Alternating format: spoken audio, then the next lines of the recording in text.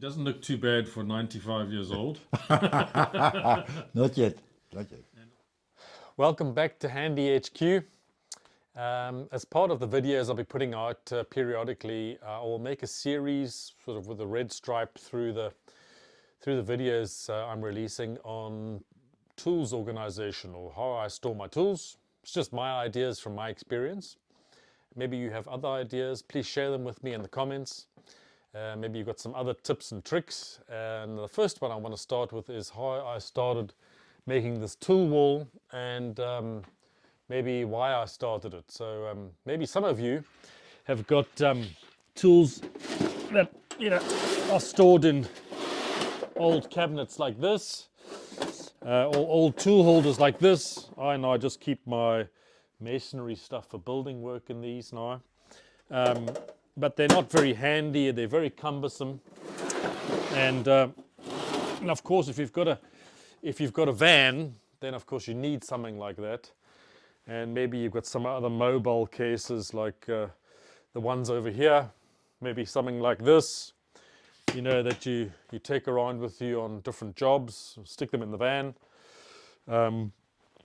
or some sort of mobile vans. But what I've done, I think over the last 2 or 3 years, another thing actually maybe is a tool cabinet, something like this, where you store your tools, sometimes in foam inlays, and I've seen many guys putting up tool walls with foam, and my experience with a foam wall is that it takes up a lot of room. So sometimes the foam has to be more than 100 millimeters thick, and you can't pack as much stuff on if you're cramped for space, as I've managed to do with my tool wall.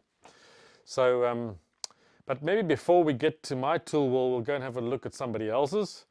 The chap's name is Klaas, and we'll take a quick whirl round to his place, and we'll have a look at his tools, and maybe he's got some surprises for us as well. So let's go and do that first. All right, we'll jump in the car and nip round to Klaas's place.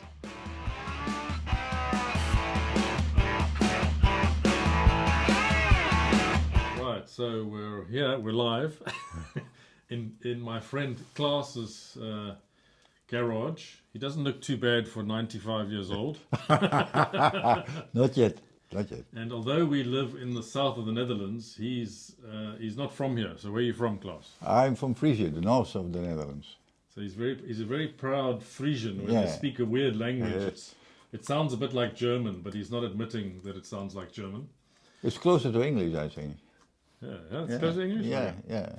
So the first thing I thought I would do is, is to test my new microphones. The compliments of eBay in the Netherlands, and we're just going to see if they work. And also, while I'm here, I'm going to check out his garage, because I'm going to do a little series on tool organization.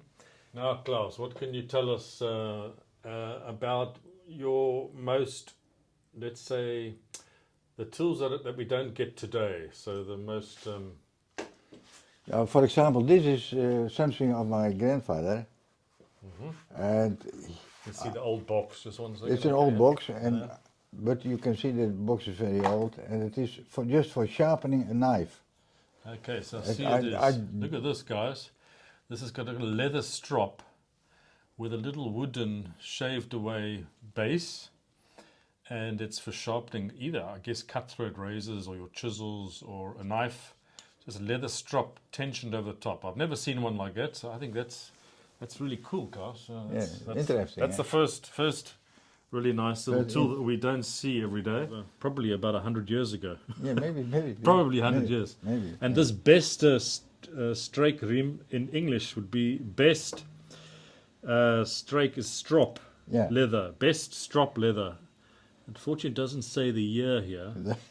But yeah, it's a lovely ancient little thing. So when you decide to push up the daisies, Klaas, if your son doesn't want that, I'll have it. Yeah, okay.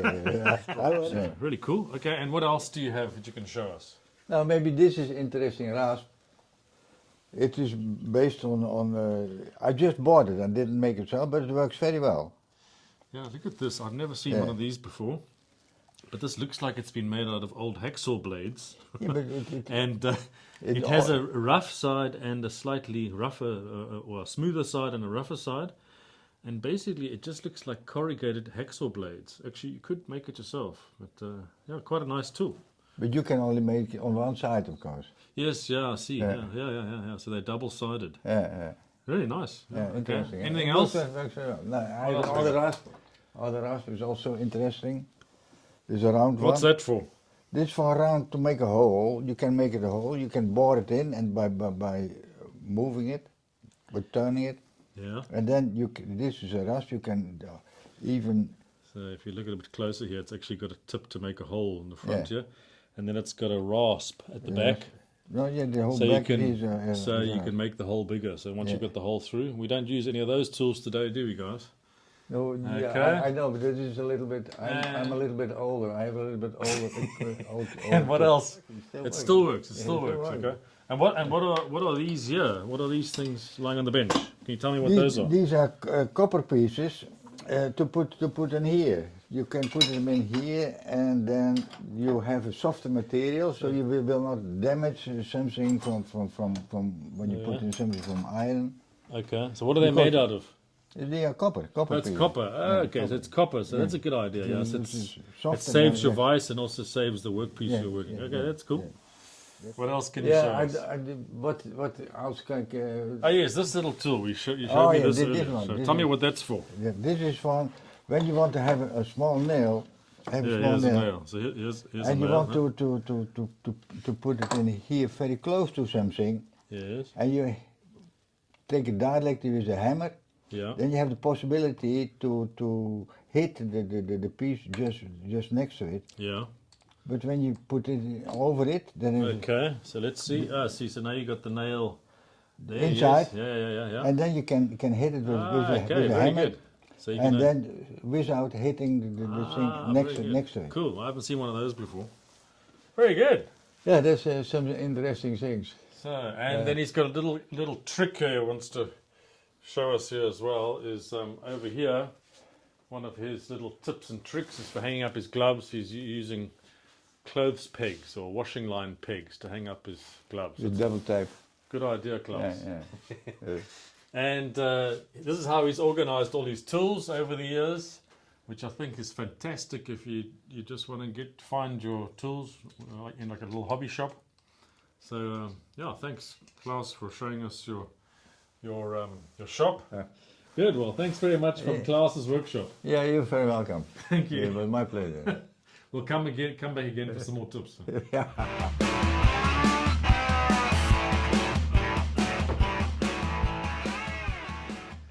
Okay, so we've been to Klaas, and yeah, we've got some antique tools there that I hadn't actually seen before, so maybe interesting for you. Maybe you've got some to share as well with us. Put something in the comments for us, please.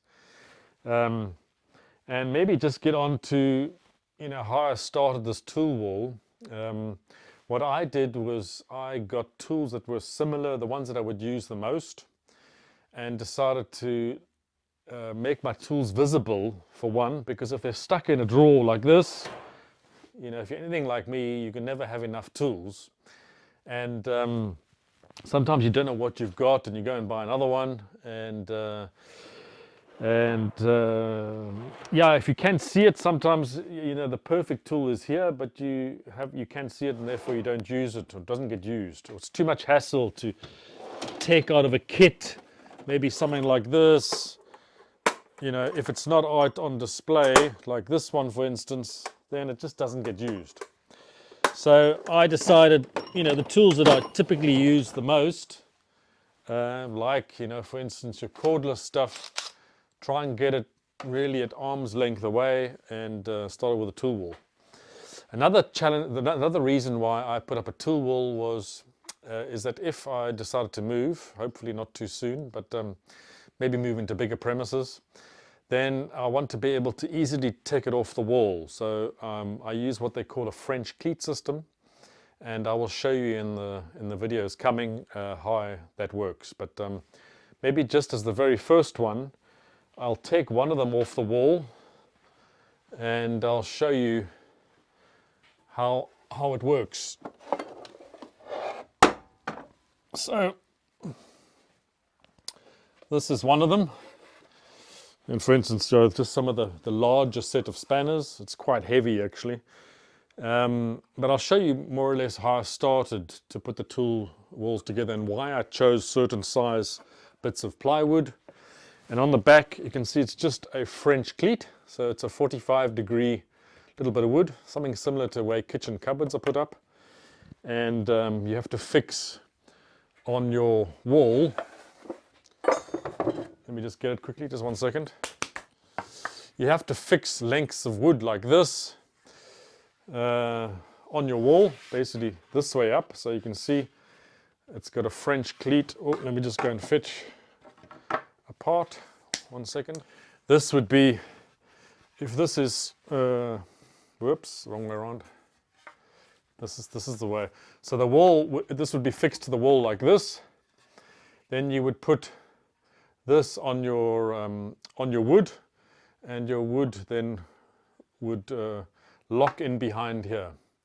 You have to also have some pieces down below if you don't have enough of these, just to make sure that it doesn't canter on the wood, but it doesn't come off. The wall, it's really solid and very easy to move. So if you have to move premises or at some stage, or you want to put them in your car or for whatever reason, then you can just take these off the wall, plastic wrap them, and you can stick them in a box, and very easy to move your complete tool wall to maybe a different part of the shop, or to maybe a completely different workshop, or maybe you want to rearrange it, and that's what I did here. So how you put it back on the wall is just lift it above the French cleat, and it drops into place like that. Ready for the next one. Okay guys, thanks very much for watching this time. Please like and subscribe. Send me some comments, I'd love to hear from you.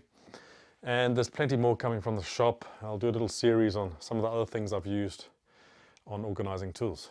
Until next time, cheers.